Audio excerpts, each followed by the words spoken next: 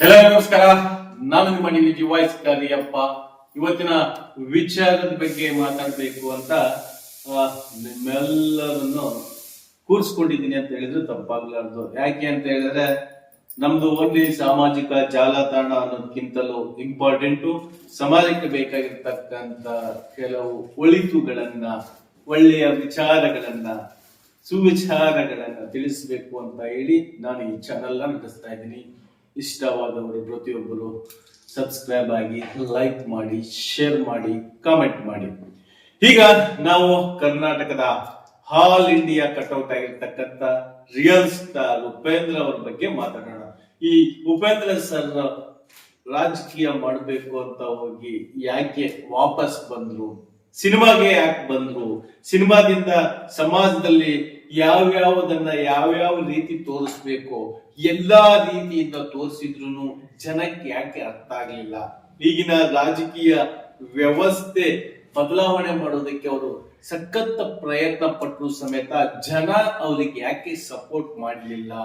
ಜನ ಸಪೋರ್ಟ್ ಮಾಡಿದ್ರು ಈ ರಾಜಕೀಯ ಎಂಬ ಒಂದು ವಿಚಾರದಲ್ಲಿ ನಾನು ಈ ಮೂರು ಪಕ್ಷಗಳ ಬಗ್ಗೆ ಮಾತಾಡ್ತಾ ಇಲ್ಲ.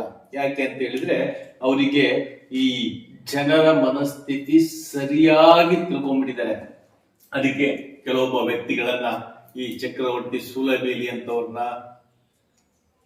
ಅದೇ ರೀತಿಯಾಗಿ ಈಗೇನು ಯೂಟ್ಯೂಬ್ ಹೊರ ಬಂದಿದ್ದಾನಲ್ಲ ಪುನೀತ್ ಕೆರೆಳ್ಳಿ ಅಂತವ್ರನ್ನ, ಅಂದ್ರೆ ಈ ಹಿಂದುತ್ವ ಅಂತ ಬಿಜೆಪಿ ಬಳಸ್ತಾರೆ, ಈ ಮುಸ್ಲಿಮ್ಸ್ ಇವ್ರು ಬಂಧುತ್ವ ಅಂತ ಇವರು. ಈ ಉದಾಹರಣೆ ಸಿದ್ದರಾಮಯ್ಯನವ್ರು ಹೇಳ್ತಾರಲ್ಲ, ನನಗೆ ಹಿಂದೂಗಳು ಓಟೇ ಬೇಡ, ಮುಸ್ಲಿಮ್ಸ್ ಓಟ್ ಸಾಕು ಅಂತಾರಲ್ಲ, ಆ ರೀತಿಯಾಗಿ JDS ನಮ್ಮ ಪ್ರಧಾನಿಗಳು, ಮಾಜಿ ಪ್ರಧಾನಿಗಳ ದೇವೇಗೌಡರ ಕುಟುಂಬ JDS ಅಂದ್ರೆ ಇವೆಲ್ಲ ವಂಶಪರ ಕುಟುಂಬನೇ, ಇವೆಲ್ಲ ಹೇಳೋದೊಂದು ಮಾಡೋದು ಇನ್ನೊಂದು ಅಂತಾರಲ್ಲ, ಆ ರೀತಿಯಾಗಿದೆ. ಆದ್ರೆ ಜನರನ್ನ ಯಾವ ಸಮಯದಲ್ಲಿ ಹೇಗೆ ದಿಕ್ಕು ತಪ್ಪಿಸ್ಬೇಕು ಅಂತ ಪಕ್ಕಾ ಪರ್ಫೆಕ್ಟ್ ಆಗಿ ಕಲ್ತಿದೆ ಈಗಿನ ರಾಜಕೀಯ ಸುವ್ಯವಸ್ಥೆ. ಅದಕ್ಕೋಸ್ಕರನೇ ಅವ್ರು ಹೇಳ್ತಾರೆ, ನೀವು 4 ವರ್ಷ 11 ತಿಂಗಳು ಸರ್ಕಸ್ ಹೊಡಿರಿ, ನಾನು ಒಂದೇ ತಿಂಗಳಲ್ಲಿ ಸಮಾಜದಲ್ಲಿ ಏನ್ ಬೇಕೋ ಅದು ನಾವು ಮಾಡ್ಕೊಳ್ತೀವಿ ಅಂತ ಹೇಳ್ತಾರೆ ರಾಜಕಾರಣಿಗಳು. ಅದು ಸತ್ಯ ಬಿಡಿ.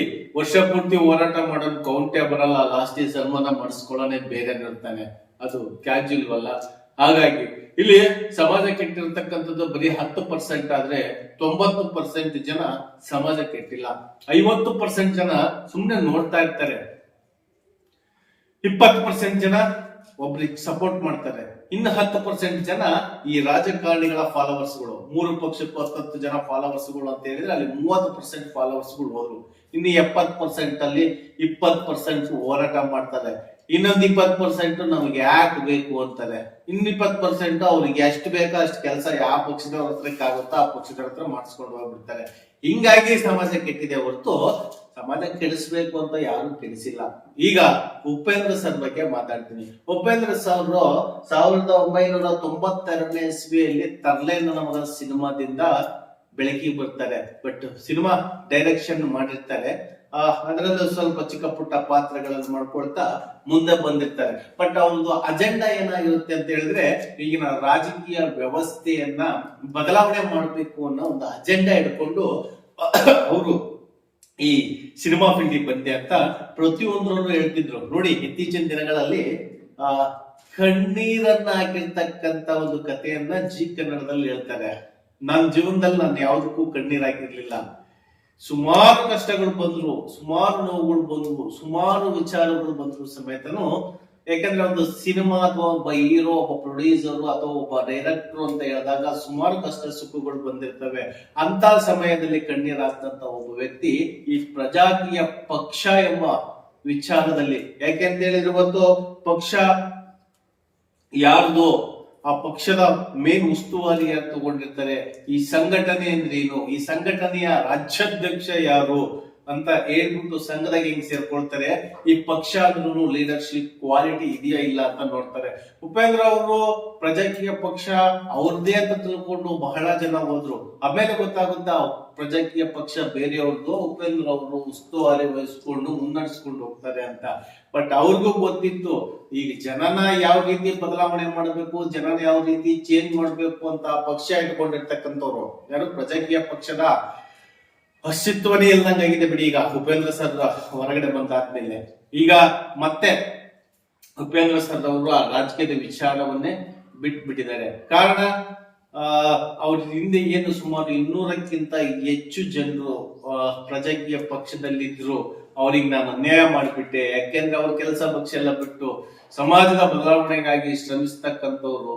ಹಾಗಾಗಿ ನಾನು ಈ ಕಡೆಗೂ ಇಲ್ಲ ಆ ಕಡೆಗೂ ಇಲ್ಲ ಅನ್ನೋ ಪರಿಸ್ಥಿತಿಯನ್ನ ಈ ರಾಜಕೀಯ ಅಥವಾ ಈ ಪ್ರಜಾಕೀಯ ತಂದಿಡ್ತು.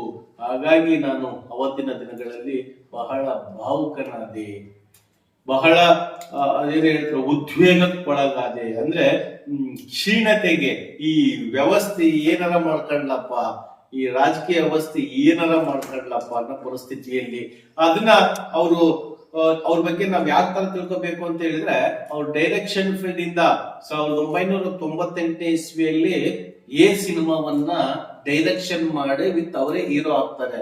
ಆ ಸಿನಿಮಾ ನೋಡಿದ್ರೆ ಗೊತ್ತಾಗುತ್ತೆ ಉಪೇಂದ್ರ ಸರ್ ಅವರು ಯಾವ್ಯಾವ ರೀತಿ ತಲೆ ಇಟ್ಕೊಂಡು ಇಮ್ಯಾಜಿನೇಷನ್ ಅವ್ರ ಪ್ರತಿ ಸಿನಿಮಾ ಅಂದ್ರೆ ಅವ್ರು ಏನ್ ಡೈರೆಕ್ಷನ್ ಮಾಡಿದ್ದಾರೆ 13 ಸಿನಿಮಾಗಳು, 13 ಸಿನಿಮಾಗಳು ಸಮೇತನು ಅವರು ಸಮಾಜದ ಬದಲಾವಣೆಗೋಸ್ಕರ ಇರ್ತಕ್ಕಂಥವೇ. ಸಿನಿಮಾ ಆಗಿರ್ಬೋದು, ಉಪೇಂದ್ರ ಆಗಿರ್ಬೋದು, ಬುದ್ಧಿವಂತ ಆಗಿರ್ಬೋದು, ಸೂಪರ್ ಆಗಿರ್ಬೋದು, ಈ ಡೈರೆಕ್ಷನ್ ಸಿನಿಮಾಗಳಾಗಿರ್ಬೋದು, ಪ್ರತಿಯೊಂದು ಡೈರೆಕ್ಷನ್ ಸಿನಿಮಾದಲ್ಲೂ ಸಹ ಅವ್ರದೇ ಆದಂತ ಒಂದು ಸಮಾಜಕ್ಕೆ ಒಂದು ಉತ್ತುಂಗದ ವ್ಯವಸ್ಥೆಯನ್ನ ಹುಟ್ಟಿಸುವಂತ 2022ಕ್ಕೆ ಯಾವ ರೀತಿ ನಮ್ಮ ಭಾರತ ಆಗುತ್ತೆ, ಬೆಂಗಳೂರು ಯಾವ ತರ ಆಗುತ್ತೆ, ಈ ರೀತಿಯಾಗಿ ತೋರಿಸಿದಂತ ಏಕೈಕ ಡೈರೆಕ್ಟರು, ನಟರು, ನಿರ್ದೇಶಕರು. ಇವ್ರ ಬಗ್ಗೆ ಎಷ್ಟು ಹೇಳಿದ್ರೆ ಕಡಿಮೆ. ಕರ್ನಾಟಕದ ಕಣ್ಮಣಿ, ಕರ್ನಾಟಕ ರತ್ನ, ಇವ್ರಿಗೆ ಯಾವ ಅವಾರ್ಡ್ ಕೊಟ್ಟರು ಕಡಿಮೆನೆ. ಬಟ್ ಈ ರಾಜಕೀಯವನ್ನ ಬದಲಾವಣೆ ಮಾಡ್ಲಿಕ್ಕೆ ಸಾಧ್ಯ ಆಗೋದಿಲ್ವಾ? ಇದು ಹಿಂಗೇ ಮುಂದುವರ್ಕೊಂಡು ಹೋಗುತ್ತಾ? ಈಗ ವ್ಯವಸ್ಥೆ ಗೊತ್ತಿದೆಯಲ್ಲ ನಿಮ್ಗೆಲ್ಲರಿಗೂ, ಧರ್ಮಸ್ಥಳದ ವಿಚಾರವಾಗಿ ಏನೇನ ಆಗ್ತಾ ಇದೆ ಅಂತ.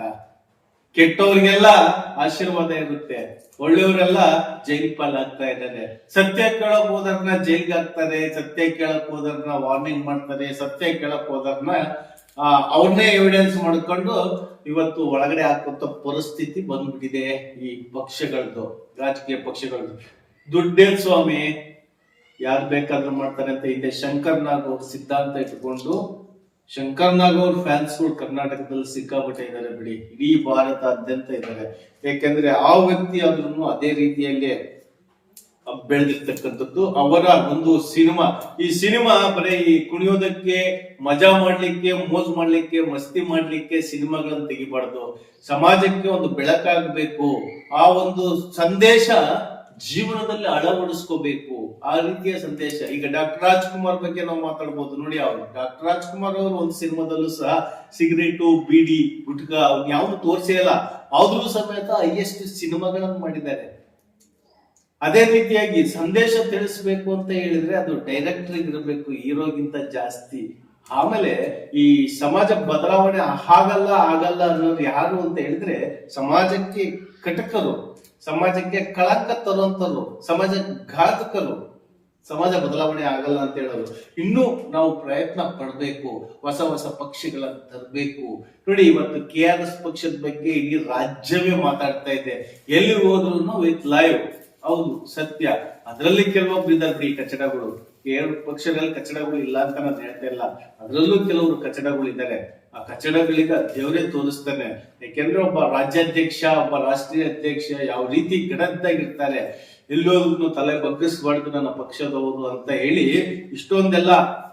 ಮೊದಲು ಈ ಸ್ಟೇಷನ್, ಕೆಲವೊಂದು ಆಫೀಸ್ಗಳಿಗೆ ವಿಡಿಯೋ ಮಾಡಕ್ಕೆ ಆಗ್ತಾ ಇರ್ಲಿಲ್ಲ. ಈಗ KRS ಪಕ್ಷ ಬಂದ್ಮೇಲೆ ಯಾಕೆ ಮಾಡಬಾರ್ದು ಅಂತ ಪ್ರಶ್ನೆ ಮಾಡ್ತಾ ಇದ್ದಾರೆ ಅಲ್ವಾ? ಹಾಗಾಗಿ KRS ಪಕ್ಷ ಬಹಳ ಚೆನ್ನಾಗಿ ಮಾಡ್ತಾ ಇದೆ, ಅದು ಇನ್ನೂ ಸಹ ಉತ್ತಮ ದಾರಿಯಲ್ಲಿ ನಡೀಲಿ. ಅದೇ ರೀತಿಯಾಗಿ ಉಪೇಂದ್ರ ಅವರು KRS ಪಕ್ಷದ ಜೊತೆಗೆ ಸೇರ್ಕೊಂಡು, ಯಾಕಂದ್ರೆ KRS ಪಕ್ಷದ ಸಿದ್ಧಾಂತ, ನಿಮ್ಮ ಸಿದ್ಧಾಂತ ಎರಡೂ ಒಂದೇ ಆಗಿರೋದ್ರಿಂದ ನಿಮಗೆ ಸಿನಿಮಾ ಫ್ಯಾನ್ಸ್ಗಳಿಗಿಂತ ರಾಜಕೀಯ ಫ್ಯಾನ್ಸ್ಗಳೇ ಜಾಸ್ತಿ. ಅದಕ್ಕೆ ಅಷ್ಟಿಲ್ದಲೆ ನಿಮ್ಗೆ ರಿಯಲ್ ಸ್ಟಾರ್ ಅಂತ ಕರೆಯಕ್ಕಾಗತ್ರ, ರಿಯಲ್ ಸ್ಟಾರ್ ಅಂತ ಬಿರುದು ಕೊಡಕ್ಕಾಗತ್ರ.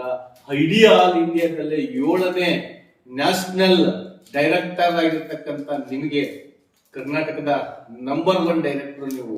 ಹಾಗಾಗಿ ಕೆಲವು ಕಡೆ ಸುದೀಪ್ ಅವರೇ ಹೇಳ್ತಾರೆ, ನಾವು ಸಿನಿಮಾ ರಂಗಕ್ಕೆ ಬರೋದಕ್ಕೆ ಯಾವ ರೀತಿಯಾಗಿ ನಾವು ಒಂದು ಕನಸಿಟ್ಕೊಂಡ್ ಬರ್ಬೇಕು ಅಂತ ಯೋಚನೆ ಮಾಡೋ ಸಮಯದಲ್ಲಿ ಉಪೇಂದ್ರ ಅವ್ರದ್ದು ಸಿನಿಮಾ ಬರುತ್ತೆ. ಯಾಕಂದ್ರೆ ಹಿಂದೆ ರಾಜ್ಕುಮಾರ್, ವಿಷ್ಣುವರ್ಧನ್, ಅಂಬರೀಷ್, ಶಂಕರ್ ನಾಗ್ ಸಿನಿಮಾಗಳು ನೋಡಿ ನಾವು ಯಾವ್ದೋ ಒಂದು ಕ್ಯಾಲ್ಕುಲೇಷನ್ ಹಾಕಿ ಸಿನಿಮಾ ಬರೋಣ ಅನ್ನೋ ಒಂದು ಪ್ಲಾನಿಂಗ್ ಇತ್ತು. ಅಂತದ್ರಲ್ಲಿ ಬಂದ್ರು ನೋಡ್ರಿ 1998 ಇಸ್ವಿಯಲ್ಲಿ ಉಪೇಂದ್ರ ಅವರು ಅವರ ಸಿನಿಮಾ ಬಂದಾದ್ಮೇಲೆ ನಾವ್ ಈ ಸಿನಿಮಾ ಫ್ರೀಡೇ ಬೇಡ ಅಂತ ಅನ್ಬೇಕು. ಆ ನಮೂನಿಯಾಗಿ ಇಡೀ ಕರ್ನಾಟಕವನ್ನೇ ಬೆಚ್ಚಿ ಬೀಳಿಸುವಂತ ಸ್ಟೋರಿ ಅದು. ಸಿನಿಮಾ ಬಂದಾಗ ಇಡೀ ಕರ್ನಾಟಕವೇ ತಿರ್ಗಾ ಮುರ್ಗ ಆಗಿತ್ತು ಅಂತ ಹೇಳ್ತಾರಲ್ಲ, ಹಂಗೆ ಅದು ಒಂದು ಸಿದ್ಧಾಂತ, ಅವ್ರದೇ ಆದ ಒಂದು ಶೈಲಿಯಲ್ಲಿ ಜನ ಮನ ಗೆದ್ದಿರ್ತಕ್ಕಂಥ ಉಪೇಂದ್ರ ಅವರು. ಸಿನಿಮಾ ಬಂದಾದ್ಮೇಲೆ ನನಗೆ ಗೊತ್ತಾಗಿದ್ದು, ಈ ಸಿನಿಮಾದಲ್ಲಿ ಯಾವ ರೀತಿ ಬೇಕಾದ್ರೂ ನಟಿಸಬಹುದು, ಬಟ್ ಡೈರೆಕ್ಷನ್ ಅಂತ ಬಂದಾಗ ಉಪೇಂದ್ರ ಅವ್ರ ತರ ಡೈರೆಕ್ಷನ್ ಯಾರು ಮಾಡಕ್ ಆಗೋದಿಲ್ಲ. ಹಾಗಾಗಿ ಇಂದಿನ real story, real star Upendra ಅವ್ರ ಬಗ್ಗೆ ಆದಷ್ಟು ಬೇಗ ಈ ಪ್ರಜಾಕೀಯದಿಂದ ಹೊರಬಂದು KRS ಪಕ್ಷದ ಜೊತೆ ಮಾತನಾಡಿ ಕರ್ನಾಟಕದಲ್ಲಿ ಹೊಸ ಸಂಚಲನವನ್ನ ಸೃಷ್ಟಿ ಮಾಡಬೇಕು. ಇಡೀ ಕರ್ನಾಟಕಾದ್ಯಂತ ರಿಯಲ್ ಸ್ಟಾರ್ಗಳ ಅಭಿಮಾನಿಗಳು ಬಹಳ ಜನ ಇದ್ದಾರೆ ಅಂತ DVG ವಾಯ್ಸ್ ಮೂಲಕ ಕರ್ನಾಟಕದ ಜನತೆಯ ಪ್ರಯುಕ್ತ ನಿಮ್ಮೆಲ್ಲರಿಗೂ ತಿಳಿಸ್ತಾ, ಉಪೇಂದ್ರ ಅವರು ಆದಷ್ಟು ಬೇಗ ರಾಜಕೀಯಕ್ಕೆ ಬಂದು ಪ್ರಜಾಕೀಯ ಪಕ್ಷದಿಂದ ಹೊರಬಂದು KRS ಪಕ್ಷದಿಂದ ಜನರಿಗೆ ಒಳ್ಳೆಯದನ್ನು ಮಾಡಬೇಕು. ಯಾಕೆಂದ್ರೆ ಅದು ನಿಮ್ಮ ಕನಸು ನನಸಾಗಬೇಕು ಅಂತ ಹೇಳ್ತಾ ಇವತ್ತಿನ ವಿಡಿಯೋವನ್ನ ಇಲ್ಲಿ ಮುಗಿಸ್ತಾ ಇದ್ದೀನಿ. ಇದು ನಿಮ್ಮದೇ ಧ್ವನಿ, ನಿಮ್ಮದೇ ಶಕ್ತಿ. ನಮಸ್ಕಾರ.